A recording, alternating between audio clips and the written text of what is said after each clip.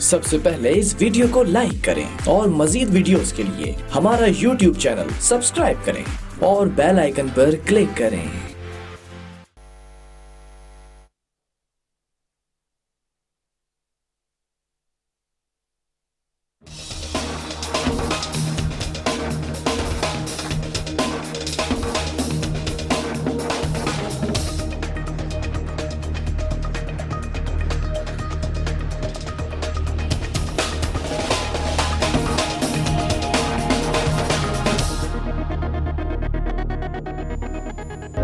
आप देख रहे हैं इनसाइड पाकिस्तान। मैं हूं मोहम्मद ज़फ़ीर। आज का प्रोग्राम बहुत ही ख़ास एक मुस्तहकम माशरे में मुकालमे की अहमियत और अफादियत पे हम बात करेंगे। इस प्रोग्राम में हम डिस्कस करेंगे कि मुस्तहकम माशरे में मुकालमे की अहमियत और अफादियत कितनी ज़रूरी है। इस पर अहम गुफ्तगू होगी और हमारे साथ मजहबी और समाजी कायदीन मौजूद हैं। एक ऐसे इदारे से इनका ताल्लुक़ है जिसका मकसद और मिशन समाजी तबकात के माबैन बाहमी अमन और अमान, मुकालमा और समाजी रवाबित को फ़रोग़ करना है। Islamic research institute of social sciences एक ऐसा तालीमी इदारा है जिसका बुनियादी मकसद मुख्तलिफ तबकात के दरमियान हमआहंगी पैदा करना और मुतशद्दिद रवैये को ख़त्म करना है, लोगों में सब्र और तहम्मुल पैदा करना इस इदारे का बुनियादी मकसद है। आज हमारे साथ मौजूद हैं मोहतरम जनाब मुफ्ती सैफुल्लाह सईदी साहब, खतीब लेक्चरर तूबा इस्लामिक सेंटर। अस्सलाम वालेकुम सर। सलाम। उनके साथ तशरीफ रखते हैं मौलाना हमजा अब्दुल्ला साहब, इमाम खतीब जामिया मस्जिद मोहम्मदी। अस्सलाम वालेकुम, खुश आमदीद। वालेकुम अस्सलाम। और उनके साथ मौजूद हैं मौलाना आमिर उस्मानी साहब, इस्लामिक रिसर्च स्कॉलर हैं, समाजी रहना हैं। अस्सलाम वालेकुम, आपको भी खुश आमदीद। सबसे पहले हम बात करेंगे कि मुकालमा क्यों ज़रूरी है और हमारा माशरा जिस तरफ चल पड़ा है, यहाँ अदम बर्दाश्त बिल्कुल भी ख़त्म होती जा रही है। हम कोई चीज़ डिस्कस नहीं कर सकते। अगर आपके नुक्ते से कोई इख्तलाफ कर रहा है तो उसको हम मारने पे और इस तरह की जो एग्रेसिवनेस है उसकी तरफ माइल हो जाते हैं। इसकी क्या वजूहात हैं? मुकालमा क्यों ज़रूरी है? मुकालमे से हम क्या मुराद लेते हैं मुफ्ती साहब? बिस्मिल्लाहिर्रहमानिर्रहीम। सबसे पहले तो मैं आपका शुक्रिया अदा करता हूँ कि इस अहम मौजू पर हमें गुफ्तगू करने का मौका दिया। देखिए जी, मुआशरा जो है ये अफराद से बनता है और अफराद फ़र्द की जमा है। जहाँ बहुत सारे अफराद रहते हैं तो वहाँ मुख्तलिफ़ नज़रियात और मुख्तलिफ़ तसव्वुरात के लोग रहते हैं। जब मुख्तलिफ़ नज़रियात और मुख्तलिफ़ तसव्वुरात के लोग रहें तो वहाँ मजमूई तौर पर जब हम देखते हैं तो जितने भी मज़ाहिब हैं या तबकात हैं उनको दो हिस्सों में तकसीम किया जाता है।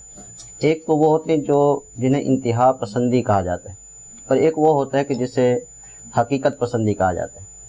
इंतहा पसंदी की तारीफ़ अगर मुख्तसर की जाए तो उसको आप यूँ कह सकते हैं कि ऐसे लोग कि जो ज़िंदगी गुजारने के तसव्वुरात रखते हैं, अपने तख़य्युलात, अपनी फ़िक्र रखते हैं। उनका नज़रिया यह होता है कि जो मेरा नज़रिया है दीगर लोग भी उसी नज़रिए के मुताबिक ही ज़िंदगी गुजारें और उन्हें भी इसी तरह रहना चाहिए। अगर वो मेरे नज़रिए से मुताबिक नहीं है तो उन्हें जीने का भी हक़ नहीं है। इसको इंतहा पसंदी कहते हैं। इसी के मुकाबिल में हकीकत पसंदी होती है। हकीकत पसंदी इसकी मुख्तसर तारीफ़ ये हो गई कि ज़िंदगी गुजारने के मैं अपने तसव्वुरात और अपनी एक फ़िक्र और सोच रखता हूँ, लेकिन इसके साथ साथ दूसरे के नज़रिए को और दूसरे की आरा को भी मैं पसंद करता हूँ, लेकिन दलाइल के साथ और हुस्न खूबी के साथ अपना नज़रिया भी पेश किया जाए और दूसरे के नज़रिए को भी सुना जाए कुशादगी दिल के साथ। तो जब इस तरह का मौका आता है हकीकत पसंदी के लिए तो मुआशरा बहुत अच्छे तरीके से परवान चढ़ता है। जब यहाँ पर बातचीत शुरू होती है मुखालिफ नज़रिया और फ़िक्र वाले के साथ तो वहाँ मुकालमा बहुत एक अहम हैसियत रखता है।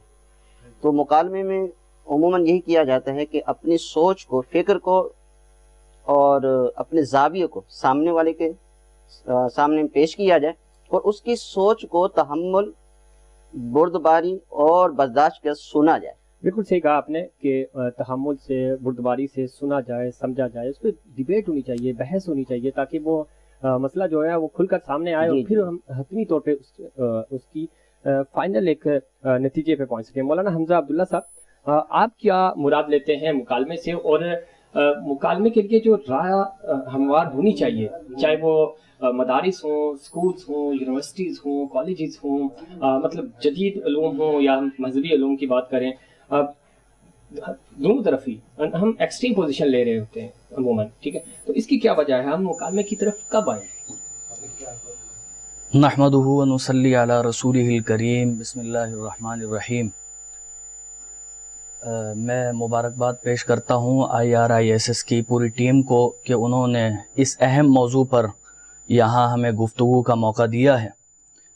देखिए, मुकालमा जो है ये लफ्ज़ ही हमें बता रहा है कि ये कितना अहमियत का हामिल है। मुकालमा ये कलाम से निकला है और मुकालमा कहते हैं एक इंसान अपने आप से गुफ्तगू करे।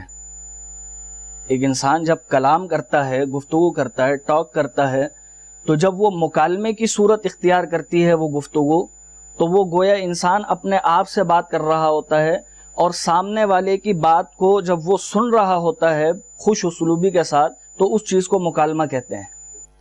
लेकिन अगर वो चीज़ सामने वाले को अपनी बात उस पर धौंस दी जाए कि नहीं आप ये मेरी बात माने, तो वो फिर मुकालमा नहीं होता बल्कि वो एक मुनाजरे की सूरत इख्तियार कर लेती है। ठीक है। मौलाना आमिर उस्मानी साहब, आपकी तरफ आऊँगा।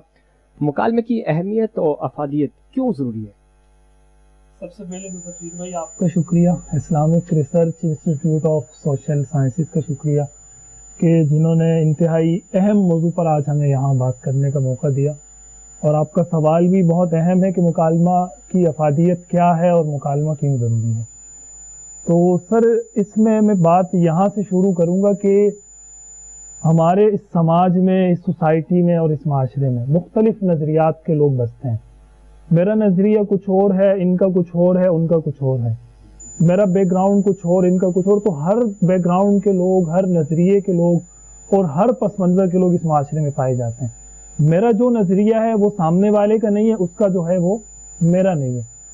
तो मैं अपने नज़रिए पर कायम रह के उससे बातचीत कैसे करूँगा, वो अपने नज़रिए पर कायम रह के मुझसे बातचीत कैसे करेगा। अगर ये तमाम मराहिल हम बहुत खुश उसलूबी के साथ गुजार दें तो इस सारी सिचुएशन का नाम इसे मुकालमा कहा जाता है। और अगर हम इस पर ना आए तो फिर यही मुकालमा दूसरी तरफ इख्तियार कर जाता है अपनी से। बिल्कुल ठीक। उस्मानी साहब, आपने बहुत अच्छा ऐड किया इसमें। मुफ्ती साहब, आपकी तरफ आऊँगा। मुकालमे के असूल और ज़वाबित, हर चीज़ के होता है ना, ज़वाबित होते हैं, कवायद होते हैं, ठीक है। मुकालमे के बुनियादी कवायद क्या हैं और क्यों ज़रूरी है?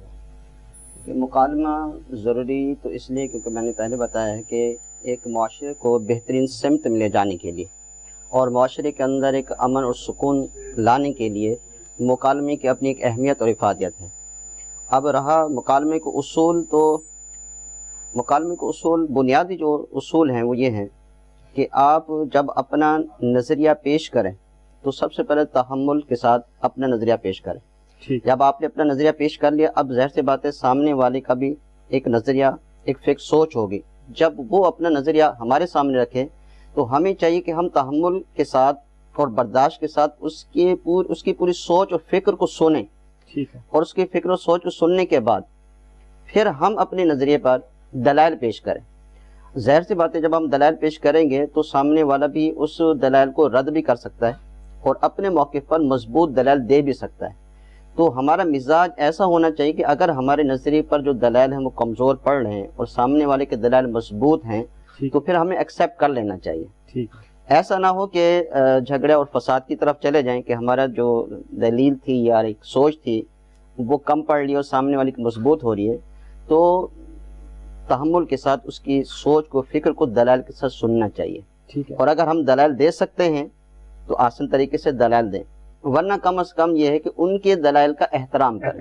यानी आपका कहने का मकसद ये है कि अगर मुकालमा हो रहा है, बहस हो रही है, तो उसमें दोनों तरफ से जो बातें हो रही हैं उनका एहतराम किया जाए। नज़रिया मुख्तलिफ हो सकता है, आपकी सोच मुख्तलिफ हो सकती है। उसके जो असूल हैं वो बुनियादी तौर पे ये है कि आप बात करते हुए अगले की बात पूरे तहम्मुल से सुने और जब अपनी बारी आए तो अपने दलाइल उतने ही आप ईमानदारी के साथ उनके सामने पेश करें और दोनों तरफ से मुकालमे को भरपूर सुना जाए और उसके बाद किसी नतीजे पे पहुंचा जाए। जनाब मुफ्ती साहब, आपकी तरफ आऊँगा। मुकालमे में जो इंतशार और इत्तफाक, जो कि पहले भी हम बात कर रहे हैं, कितना सूदमंद साबित हो सकता है, अगर हाँ तो कैसे? देखिए, मुकालमा मुनाजरे और मुबाहिसे और मुजादले से एक मुख्तलिफ चीज़ है। ठीक है। मुनाजरे के अंदर आप सामने वाले की राय का एहतराम नहीं करते, चैलेंज करते हैं उसको, ठीक है, और उसको अपनी अना का मसला बना लेते हैं। मुबाहिसे के अंदर ये होता है कि दूसरे के मौक़िफ़ जितने ज़्यादा से ज़्यादा आ जाएं उनको लेने की कोशिश की जाती है। ठीक है। लेकिन मुकालमा एक ऐसी चीज़ है, ये ज़ाती अना पर नहीं होता, ये सामने वाले को फोर्स करने के लिए नहीं होता, ठीक है, बल्कि ये एक दोस्ताना माहौल के अंदर एक गुफ्तगू होती है, आप अपना पैगाम उस तक पहुंचा देते हैं, जिसे कुरान की ज़बान में कहेंगे इबलाग। देखिए ना, न्यूज़ एंकर जब न्यूज़ सुना रहा होता है तो वो एक तरीके का मुकालमा कर रहा होता है, अपने आप से गुफ्तगू कर रहा होता है। वो सामने जो ऑडियंस होते हैं, जो देखने वाले होते हैं, उनसे लड़ नहीं रहा होता, ठीक है, या उनसे अपनी राय मनवाने की कोशिश नहीं कर रहा होता, बल्कि उन तक अपना एक पैगाम पहुंचा रहा होता है। तो वो जब पैगाम मुकालमे की सूरत में पहुंचता है तो वो बहुत मुफीद होता है, ठीक है, और उससे आगे बढ़ने के चांसेस ज़्यादा होते हैं, माशरा मुस्तहकम होता है। लेकिन मनाज़रे, मुजादले और मुबाहिसे की सूरत में माशरा जो है वो पस्ती की तरफ आ जाता है, उससे फिर इंतशार और इख्तिलाफ ज़्यादा बढ़ जाते हैं। ठीक है जनाब उस्मानी साहब, आपसे मैं ये पूछना चाहूँगा, मुकालमा, मुबाहिसा और मुनाजरा, ठीक है, बुनियादी तौर पे इनमें क्या फ़र्क है? ज़फ़ीर भाई, ये बड़ा बुनियादी में फ़र्क है। ये तीन चीज़ें हैं, एक डिस्कशन है, डेक्लिमेशन है और डिबेट है। ठीक है। तो इसमें जो सबसे अहम चीज़ है वो डिस्कशन है, जिसे हम मुकालमा कहते हैं। ठीक है। डेक्लिमेशन फिर मुबाहिसा और डिबेट फिर मुनाजरे पर हम आ जाते हैं। ठीक हो गया। तो बुनियादी फ़र्क इसमें यही है कि मुकालमे में मैं अपनी बात करता हूँ, आपकी सुनता हूँ। ठीक है। ठीक है। और इसमें मेरा मकसद ये होता है मुकालमे में कि हम दोनों मिलकर किसी मुस्बत, किसी पॉजिटिव नतीजे पर, किसी रिजल्ट पर पहुंच जाए। ठीक है। मुबाहिसे में अगर हम आते हैं तो उसमें फिर थोड़ी सी नेगेटिविटी आ जाती है, थोड़ा मनफी पहलू, मनफी तासुर उसके अंदर आ जाती है, और वो यूं आता है कि मैं अपनी बात को सही समझकर आप पर नाफिज करने की कोशिश करता हूँ। ठीक है। मैं आपको, आप भी अपनी बात करें, लेकिन मैं जो बात कर रहा हूँ मेरे नज़दीक मेरी बात सही है। मैं इस नजरिए के साथ बात नहीं कर रहा होता कि मैं अपनी बात करूँ, आपकी बात भी सही हो सकती है, मैं वो सुनूं। और तीसरी चीज फिर मुनाजरा यानी डिबेट हो जाती है। वो तो बिल्कुल ही मतलब एक अजीब व गरीब सिलसिला हो जाता है कि उसमें मैं अपनी बात आप पर बाकायदा तसल्लुत जिसे कहते हैं वो करने की कोशिश करता हूँ कि मैं अपनी बात मुसल्लत कर दूं आप पर, और मेरी बात ही ठीक है। और इस जो हमारी डिस्कशन या मुनाजरा जो हमारा चल रहा है, इसका इख्तिताम इसी चीज पर होगा कि मैं फातेह रहूंगा और आपको मैं शिकस्त दूंगा। ठीक है। ये हम अच्छा, मुकालमा, मुबाहिसा और मुनाजरा, मुफ्ती साहब आपकी तरफ आऊँगा, तीनों कितने ज़रूरी हैं? फ़र्क तो हमने जान लिया, और ये क्यों होना चाहिए ये भी। मेरा मकसद पूछने का ये है कि क्या ये तीनों चीज़ें हमें, जो जिसका मकसद है हमारा इस आज का जो टॉपिक है कि हम सोसाइटी को किस तरह, यानी स्ट्रेस से और जो अदम बर्दाश्त है, ये तीनों चीज़ें सपोर्ट तो कर रही हैं किसी न किसी तरह, चाहे मुकालमा हो चाहे मुनाजरा हो, ये आपको हेल्प आउट तो करता है, कम से कम आप एक दूसरे को सुनते तो सही है। तो ये किस हद तक हमें सपोर्ट करते हैं कि हम अदम बर्दाश्त को जो है वो के मादे को बेहतर कर सकें? देखिए, मुआशरे के अंदर मुबाहिसा तो तकरीबन चल ही रहा होता है, ऐसा ही है। ये तो समझने के एक इंसान की फितरत में रच बस गया है। ठीक है। और जहाँ तक ताल्लुक़ है मुनाजरा और मुकालमे का, मुनाजरा अब ये जो है मज़ाहिब के दौरान और इस समझने के इहाते के अंदर ही बंद होके रह गया है। ठीक हो गया। जहाँ तक ताल्लुक़ है मुकालमे का, मुकालमे की ऐसी चीज़ है कि जो मुबाहिसा और मुनाजरा दोनों से निकल कर एक आगे कदम बढ़ाने वाली चीज़ है। गोया कि आप दूसरे के नज़रियात और फ़िक्र को एक्सेप्ट करने के लिए कदम बढ़ाते हैं, या फिर उसके नज़रियात और सोच का एहतराम करने के लिए आप एक कदम आगे बढ़ाते हैं। तो ये मुकालमा है। जब हम तारीख़ इंसानियत को देखते हैं, हज़रत आदम अलैहिस्सलाम से जब हम चलते हैं और एक तारीख़ इंसानियत का मुताला करते हैं, तो हमें कई वाक़यात ऐसे मिलते हैं, चाहे वो अंबिया अलैहिस्सलातु वस्सलाम हो या उनके पैरोकार हों। तो ये मुकालमा उनके अंदर इस कदर अहमियत रखता है कि जब हम किसी नबी की सीरत को पढ़ते हैं तो वो अपने मदे मुकाबिल, चाहे वो नमरूद हो चाहे वो फ़िरौन हो, तो वो उनसे जाकर मुबाहिसा नहीं करते, ना ही अपने नज़रियात उन पर थोपते हैं, बल्कि मुकालमा इस तरह करते हैं کہ دلائل کے ساتھ ان کی بھی بات سنتے ہیں اور اپنی بھی بات ان کے سامنے پیش کرتے ہیں. جیسے کہ حضرت ابراہیم علیہ السلام کا مکالمہ ہوتا ہے نمرود کے ساتھ, تو وہ باقاعدہ ایک دلیل دی جاتی ہے. ابراہیم علیہ السلام دلیل دیتے ہیں کہ ہمارا رب تو وہ ہے جو مشرق سے سورج نکالتا ہے اور مغرب میں غروب ہوتا ہے, اگر آپ خدا ہیں تو پھر مغرب سے نکال کر دیں. جب اس کا وہ جواب نہیں دے پاتا تو اسی طرح اس سے پہلے ایک اور آپ ابراہیم علیہ السلام مکالمے کے طور پہ ایک دلیل پیش کرتے ہیں کہ میرا رب تو وہ ہے کہ جو زندہ بھی کرتا ہے اور مارتا بھی. یہ ساری گفتگو قرآن کے اندر ہے. اس سے پتہ چلتا ہے کہ مکالمہ تاریخ انسانی سے چلتا ہوا ہے. ہمارے نبی علیہ الصلوۃ والسلام ان کے پاس جب یہودی آتے ہیں تو ان کا رویہ حضور علیہ الصلوۃ والسلام کا جو بھی طریقہ ہوگا وہ رہتی دنیا تک سنت ہے ان کی امت کے لیے. تو یہودی جب آتے ہیں تو آپ باقاعدہ مسجد میں ان کو بٹھاتے ہیں اور چادر بچھا کر پھر بٹھاتے ہیں. یہ ان کی عزت تھی تاکہ ان کی سوچ ان کی فکر کو سنا جائے اور اپنی سوچ اپنی فکر اور اپنے عقیدے کو ان کے سامنے بیان کیا جائے. ماننا نہ ماننا یہ مکالمے کا بنیادی اصول ہوتا ہے کہ ماننا نہ ماننا یہ مخالف پر چھوڑ دیا جائے. مفتی صاحب اسی کو میں کنٹینیو کروں گا. مساجد جو تھی مسجد نبوی میں مطلب سیاسی فیصلے بھی ہوتے تھے اس وقت کے سیاسی فیصلے, ٹھیک ہے. آج ہم دیکھتے ہیں کہ جگہ جگہ یہ لکھا ہوتا ہے کہ یہاں سیاسی گفتگو سے پرہیز کیا جائے, ٹھیک ہے. تو ہم میں اور آپ کا جو Islamic research institute of social sciences ہے, یہ کس طرح اس کلچر کو دوبارہ فروغ دے سکتا ہے یا فروغ دینے میں اپنا کردار ادا کر سکتا ہے کہ وہ کلچر واپس آ جائے کہ مسجد میں صرف یہ قرآن حدیث نمازیں تو بالکل ٹھیک ہے, یہ تو ہونی چاہیے, لیکن کیا ہم سماج کے بیٹھ کے بات نہیں کر سکتے جو کہ پہلے ہوتی تھی. ریاست مدینہ میں یہ ساری چیزیں ہوتی تھیں کیونکہ اس وقت مسجد ہی مین ایسی جگہ تھی جہاں پہ ہم بیٹھ کے اپنی سوسائٹی کے بارے میں جان سکتے تھے, کوئی بیمار تو نہیں ہے, کس کے ہاں کیا پرابلمس ہیں, یا جو سماجی مسائل ہوتے تھے وہ بھی ان کے فیصلے بھی مسجد میں جا کے ہوتے تھے, ٹھیک ہے. آج یہ کلچر نہیں ہے. ابھی اتنی مطلب وہ کہتے ہیں کہ عدم برداشت اتنا ہے کہ ہم برداشت نہیں کر سکتے کسی دوسرے مسلک کا آدمی آ کے ہماری مسجد میں نماز پڑھ لے. تو اس چیز کو کیسے ختم کریں گے جناب مولانا صاحب؟ دیکھیے اس کے لیے ضروری ہے کہ جو حقیقی علماء ہیں وہ عوام کے اندر دین کی صحیح تعلیم کو پہنچائیں. دیکھیں ہمیں کتب حدیث میں یہ ساری سماجی باتیں ہمیں ملتی ہیں جو آج معاشرے میں ہو رہی ہیں.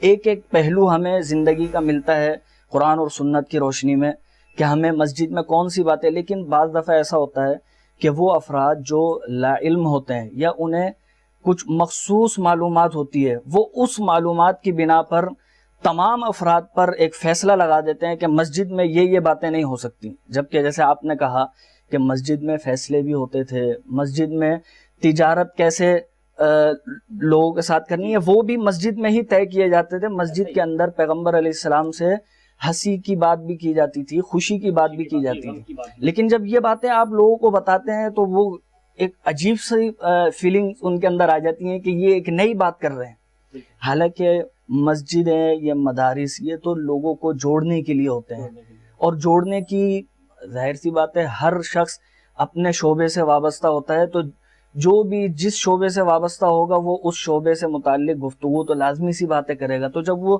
سنی جائے گی اور اس کو وہ بات سنائی جائے گی تو اس سے محبت ہی پیدا ہوگی. بالکل صحیح کہہ رہے ہیں, اس سے محبت ہی پیدا ہوگی. عثمانی صاحب آپ کی طرف آؤں گا, آپ کیا سمجھتے ہیں کہ موجودہ دور میں اور خاص طور پہ پاکستان کی جو جنریشن ہے وہ 64% جو ہے وہ یوتھ ہے, نوجوان ہے, ٹھیک ہے, آپ خود بھی ماشاء اللہ لیں گے, تو آپ کیا سمجھتے ہیں کہ ہم کیونکہ سب سے زیادہ وائلنس جو کرتے ہیں نا وہ ینگ ہماری جو جنریشن ہے وہ کرتی ہے, تو ان کو ہم کیسے اس رواداری کی طرف لے کے آئیں, ان کو کیسے بتائیں کہ ہر چیز کا مقصد بالکل ایکسٹریم نہیں ہوتا, آپ اس کو ڈسکس کریں, اس کو سامنے لے کے آئیں. اور جس طرح مولانا صاحب نے کہا کہ مسجد نبوی میں تجارت بھی ہوتی تھی اور اس طرح کے فیصلے مطلب وہاں بیٹھ کے ڈیسائیڈ کرتے تھے آپ کہ تجارت سے مراد یہ نہیں کہ وہاں پہ تجارتی فیصلے ہوتے تھے کہ ہم نے لین دین کس سے کرنا ہے, کہاں جانا ہے. تو اس چیز کا کلچر آج کے دور میں کیوں نہیں؟ ظفیر بھائی مسجد نبوی تو ایک ایسی جگہ تھی کہ جہاں سے صرف تجارت کے فیصلے اور یہ سب چیزیں نہیں بلکہ وہاں سے وہ کام ہوتے تھے. جی سماجی تمام مسائل وہاں ڈسکس ہوتے تھے. وہاں بیواؤں کی لسٹیں بنتی تھی, وہاں غریبوں یتیموں کی لسٹیں بنتی تھی. ایسا ہی وہاں جو بیٹھتا تھا اس کو پتا ہوتا تھا کہ میرے پڑوس میں بیٹھنے والا اس نے آج کھانا کھایا یا نہیں کھایا, اس کو کس چیز کی ضرورت ہے. तो वो तो एक मस्जिद नहीं थी, वो तो एक नुमाइंदा जगह थी उनकी, जहाँ से उनके तमाम मसाइल हल होते थे। और यही वजह थी कि फिर वहाँ के शहरी को, वहाँ के बाशिंदे को अगर कोई तकलीफ भी होती, उसको किसी चीज में जरूरत भी होती, तो वो आता भी मस्जिद में ही था। फिर वो मस्जिद आकर अपना वो बयानिया लाता, उसका जो मसला था वो पेश करता और वहीं से वो हल हो जाता। लेकिन आप ये पूछ रहे हैं कि आज के समाज में हमारे नौजवान किस तरह इस रुख पर आए, तो उसके लिए जरूरी है कि जिस तरह हमजा साहब ने बात की कि सही जो उलमा हैं वो सही तरीके से जो दीन की तालीमात है ना, वो अगर माशरे तक, हमारी यूथ तक और यंग जनरेशन तक पहुंचा दें, तो ये बहुत बड़ा जो है ना एक काम हो जाएगा। ठीक है, उसमें मजीद में एक छोटी सी बात ऐड करूंगा, क्योंकि आज के दौर में मस्जिद को सिर्फ इस कामों के लिए रख लिया गया कि ये शायद यहाँ पर सिर्फ नमाज पढ़ी जाती है, और आपने अगर नमाज पढ़नी है, दुआ करनी है, तहज्जुद पढ़नी है, उस वक्त तो आप मस्जिद में आए। इसके अलावा मस्जिद के मौलवी का किसी दूसरी चीज से ताल्लुक ही नहीं है। ये बहुत एक गलत रुख है। मस्जिद का मौलवी वो नमाज भी पढ़ाएगा, वो जो है ना आपको कुरान भी सिखाएगा, वो सब कुछ सिखाएगा, लेकिन वो भी इस माशरे का फर्द है, हिस्सा है। जाहिर है उसने भी इन सारी चीजों में वक्त गुजारा है, और यहीं से आके ये तो उनकी बातें थी, कालू मा लिहाज़ा रसूल याकुलु त्ताआम व यमशी फिल अस्वाक।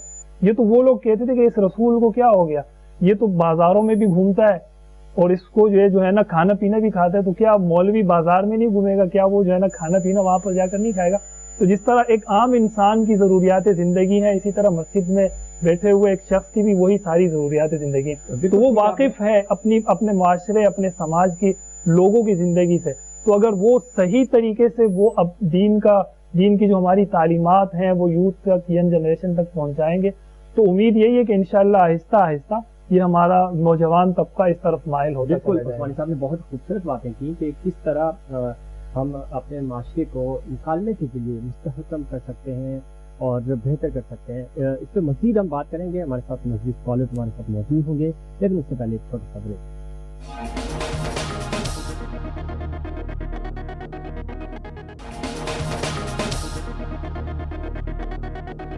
Welcome back.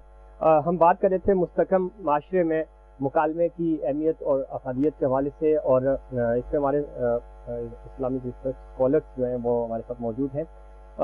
जनाब मुफ्ती साहब, कामयाब मुकालमे के लिए किन बातों का ख्याल रखना ज़रूरी है? देखिए, मुकालमे के फ़रोग़ के लिए और इसको कामयाब मुकालमा बनाने के लिए सब तो पहले अपनी सोच को तब्दील करना होगा। हमारी जो एक सोच है कि जो हमारी नज़रियात के अगेंस्ट जो मुकाबिल बैठा हुआ है, तो वो हमारा दुश्मन है। ठीक है, ये एक नज़रिया बन चुका है। ठीक है। तो सबसे पहले तो इस नज़रिए को ख़त्म करना होगा कि हमारी सोच और नज़रिए के मुखालिफ जो शख्सियत है वो हमारा दुश्मन नहीं है, उसका भी एक थॉट, एक नज़रिया है उसका। सबसे पहले तो इस मनफी रवैये को तब्दील करना होगा। ठीक है। दूसरा ये कि इसके लिए कामयाबी के लिए सबसे पहले अपने अखलाक और किरदार को आप ऐसा बनाएं कि आपका अखलाक ऐसा हो कि जब आपकी गुफ्तगू, शाइस्ता गुफ्तगू सामने वाला सुने तो उस गुफ्तगू में कांटों के निशावर होने के बजाय फूल निकल रहे हो, कि वो गुफ्तगू इतनी पुर असर हो कि सामने वाले के दिल पर असर कर रही हो।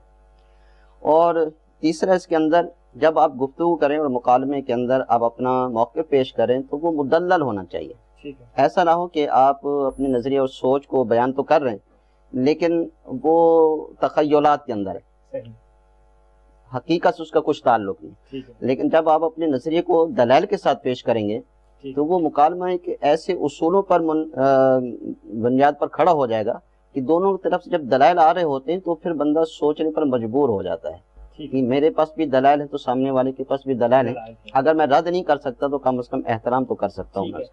मौलाना हमजा साहब, आपकी तरफ आऊँगा। आप क्या समझते हैं कि मजमूई तौर पर मुकालमे के फ़रोग़ के लिए और इसको हम उजागर करने के लिए क्या किंग जो हमारे क्या किरदार होना चाहिए? इसके लिए सबसे पहले हमें लोगों में आगाही की एक मुहिम चलानी पड़ेगी ताकि उन्हें पता चले कि भाई मनाज़रों, मुबाहिसों और मुजादलों से हटकर भी एक चीज़ हमारे सामने है। देखिए, ये माशरा, इसमें तनव्वुर है ना, मुख्तलिफ रंग व नस्ल के लोग हैं, मुख्तलिफ अकायद और नज़रियात रखने वाले लोग, اس معاشرے میں اختلاف کا پیدا ہونا ایک لازمی امر ہے. ٹھیک ہے. اس اختلاف کو رفع کرنے کے لیے مختلف دانشوروں نے کچھ صورتیں نکالی کہ بھئی اس اختلاف کو کسی طریقے سے ہم ختم کر سکیں. کسی کی سمجھ میں آیا کبھی مناظرے سے یہ چیز ختم ہو سکتی ہے، انہوں نے مناظرے کے کچھ اصول اور ضوابط بیان کر دیے. کسی کو مباحثہ سمجھ میں آیا، کسی کو مجادلہ سمجھ میں آیا. لیکن یہ ساری چیزیں ہم آج تک آزما چکے ہیں. اب ہمیں آنا ہے اس حقیقی کیا کہنا چاہیے چیز کی طرف جسے ہم مکالمہ کہتے ہیں. اور مکالمہ یہ دین اسلام میں ہمیں موقع با موقع ملتا ہے. قرآن مجید مکالمے سے بھرا ہوا ہے. جتنی مذاہب کی تعلیمات ہیں وہاں آپ کو مکالمہ ہی ملے گا، مناظرہ کہیں نہیں ملے گا. لیکن اس کے باوجود ہم غیر اصولی طریقوں کو جب اپناتے ہیں تو ظاہر سی بات ہے اس کا نتیجہ وہ نہیں نکل پاتا جو اصولی چیز پر چل کر نکلنا چاہیے. تو مکالمے کے وہ اصول لوگوں تک پہنچائے جائیں تاکہ وہ مناظروں مباحثوں سے دور ہو جائیں. اور جب مکالمے کو فروغ ہوگا تو آپ یقین جانیں کہ معاشرہ بہتری کی طرف آ جائے گا. ایک صحت مند معاشرے کے لیے مکالمہ بہت ضروری ہے، ایسا کہنا ہے حمزہ صاحب کا. عثمانی صاحب کیا کہیں گے آپ؟ ہمارے پاس کون سے ٹاپکس ہونے چاہیے مکالمے کے لیے؟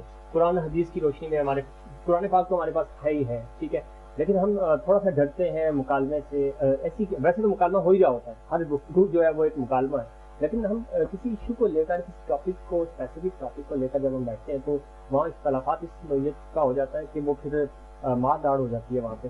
اس چیز سے بچنے کے لیے ہمیں کون کون سے ایسے ٹاپکس ہیں جس پہ ہمیں گفتگو کرنی چاہیے تاکہ رواداری بھی قائم رہے اور معاشرہ بھی مستحکم ہو؟ بہت اچھا سوال کیا ظفیر بھائی آپ نے. اس پر میں آپ کے 2 منٹ دوں گا صرف.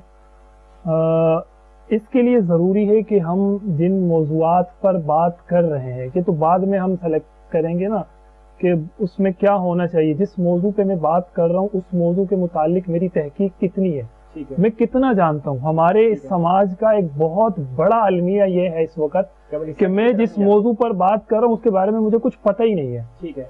اسلامک اسکالر کسی اور موضوع پہ بات کر رہے ہیں اور ایک انجینئر اور سائنسدان وہ اسلامک موضوعات پر بات کر رہے ہیں، تو ٹھیک ہے بات کریں، لیکن اس حد تک جتنی میری تحقیق ہے. یہاں پر جو آپ نے کہا نا مار دھاڑ شروع ہو جاتی ہے اور وہ دوسری کیفیات شروع ہو جاتی ہیں، وہ اس لیے ہوتی ہیں کیونکہ مکالمے کے یہ اصول ہیں. اگر آپ نے بات کرنی ہے، بالفرض میں آپ کو مثال لیتا ہوں، کسی ریلیجیس ٹاپک پر اگر آپ بات کریں، مذہبی کسی موضوع پر آپ بات کریں، تو اس میں یہ اصول سب سے پہلے آپ کے ذہن میں ہونا چاہیے کہ بھائی میں نے مقدس شخصیات کو نہیں چھیڑنا. وہ میرے لیے مقدس ہیں یا وہ اس کے لیے ہیں یا اس کے جس کے لیے مقدس ہے، کسی کی مقدس شخصیات کو آپ نے نہیں چھیڑنا. اور اس کے لیے قرآن ہمیں کیا اصول بتاتا ہے یہ بھی آپ سنیں. قرآن کے 7ویں پارے کی آیت ہے، اللہ تعالیٰ اس میں فرماتے ہیں وَلَا تَسُبُّوا الَّذِينَ يَدْعُونَ مِن دُونِ اللَّهِ فَيَسُبُّوا اللَّهَ عَدْوًا بِغَيْرِ عِلْمٍ. اس کا آپ ترجمہ سنیں، یہ قرآن کا اصول میں آپ کو بتا رہا ہوں. ہمیں آج نہیں پتا کہ مکالمے کے اصول کیا ہیں. قرآن نے اتنا زبردست ہمیں اصول دیا کہ آپ جو ہے نا کسی کے مقدس شخصیات کو برا مت کہیں، کیونکہ وہ جواب میں جہالت کی وجہ سے، لا علمی کی وجہ سے وہ اللہ تعالیٰ کو برا کہنا شروع کر دے گا. تو یہ وہ اصول ہے جو ہمیں قرآن نے دیا. تو اگر ان قرآنی اصولوں کو بھی ہم فالو کر لیں تو آپ دیکھیں کہ کتنا زبردست ہمارا معاشرہ بن سکتا ہے. اور مکالمے کے اصولوں پر جو ہے نا اگر ہم اس طرح کاربند ہو جو ہمیں ہماری دینی تعلیمات ہیں تو سبحان اللہ کیا معاشرہ تشکیل پائے گا. بالکل بہت اچھے پوائنٹس آپ نے اٹھائے ہیں عثمانی صاحب. سر 2 منٹ ہیں ہمارے پاس، وقت بہت کم ہے. ان 2 منٹوں میں ہم تینوں معزز مہمانوں کی رائے بھی لیں گے. آپ کیا کہیں گے خاص طور پہ مکالمہ جو ہے وہ ہم اصول و ضوابط، اس کے مقاصد، ان پہ تو ہم نے اہمیت اور افادیت پہ تو بات کر لی. مکالمے کے لیے راہ ہموار کیسے کی جا سکتی ہے موجودہ معاشرے میں؟ پاکستان کی ہم بات کر رہے ہیں جہاں پہ ہم کہتے ہیں کہ مذہب پہ تو بات ہی نہیں ہوگی، ٹھیک ہے، ڈرتے اتنا ہے. تو یہ اس طرح کی رواداری کیسے قائم ہوگی جناب؟ جی اس کے لیے تو جس طرح ہمارا یہ جو ادارہ ہے Islamic research institute, Islamic research institute جس طرح یہ کام کر رہے ہیں، جی اسی کام کو اگر وسیع کیا جائے تو بہترین سہل انداز میں ہمارا یہ پیغام ہر جگہ پہنچ سکتا ہے. مساجد یعنی ممبر ہو یا چرچ ہو یا جتنے بھی مذاہب کی عبادت گاہیں ہیں جہاں لوگ آ کر عزت احترام سے ان کی گفتگو کو سنتے ہیں، اگر اس گفتگو کے اندر مکالمے کے معاملات کو، اصول و ضوابط اور اس کی افادیت کو بیان کیا جائے، میں سمجھتا ہوں کہ اس کا بہت پر اثر ہوگا اور لوگ اس پر عمل بھی کریں گے. آپ کیا کہیں گے حمزہ صاحب؟ دیکھیں میں یہی کہوں گا کہ اگر ہم معاشرے کو درست سمت کی طرف لے کر جانا چاہتے ہیں تو ہمیں مناظروں اور مباحثوں سے دور رہنا ہے۔ اس کے لیے سب سے بہترین اصول یہ ہے کہ ہم ان چیزوں پر سب سے پہلے گفتگو کریں جو ہم سب کے نزدیک کامن ہے، تمام مذاہب اور مسالک کے نزدیک کامن ہے۔ یہی اصول جو ہے قرآن بھی ہمیں دیتا ہے، جیسے اللہ رب العالمین فرماتے ہیں قُلْ يَا أَهْلَ الْكِتَابِ تَعَالَوْا إِلَىٰ كَلِمَةٍ سَوَاءٍ بَيْنَنَا وَبَيْنَكُمْ، آ جاؤ اس بات کی طرف جو ہمارے اور تمہارے درمیان مشترک ہیں، ہم بھی ایک رب کے ماننے والے ہیں، تم بھی ایک رب کے ماننے والے ہو، تو آؤ اس چیز کو تو ہم متفق ہوئے۔ تو جب ہم ایسی باتوں پر گفتگو کریں گے جو متفقہ ہیں، فروعات کے اندر نہیں پہنچیں گے، ضمنی بحثوں کے اندر نہیں الجھیں گے، تو پھر ظاہر سی بات ہے کہ وہ پھر مکالمہ مناظرے کی صورت اختیار نہیں کرے گا، وہ مکالمہ ہی رہے گا اور اس سے بہتر نتیجہ نکلے گا۔ ٹھیک ہے مولانا عامر عثمانی صاحب، آپ بتائیے گا کہ ایک تو یہ بتائیں کہ Islamic research institute of social sciences کو اب تک کتنی کامیابی ملی مستحکم معاشرے کے حوالے سے؟ آپ جو جس رواداری کی بات کر رہے ہیں تو کتنی کامیابی ملی؟ ہمارے پاس صرف 30 سیکنڈ ہے سر، اس میں تو الحمدللہ بہت بڑی انہیں کامیابی ملی کہ ان کا تو سمجھے موٹیو ہی یہی ہے کہ آؤ کہ اختلاف رائے پہ اتفاق رائے کر لیں۔ تو اس میں جو انہیں کامیابی ملی وہ ایسے ملی کہ ان کی جو مجلسیں ہوئی یا ان کی جو ورکشاپس ہوئی تو اس میں ہم نے دیکھا کہ اس میں دیوبندی مکتبہ فکر کے لوگ ہیں، بریلوی ہیں، شیعہ ہیں، اس میں ہندو ان کی جو ہے نا نمائندگی ہے، اس میں بوہری کمیونٹی ہے، اس میں بہائی کمیونٹی ہے۔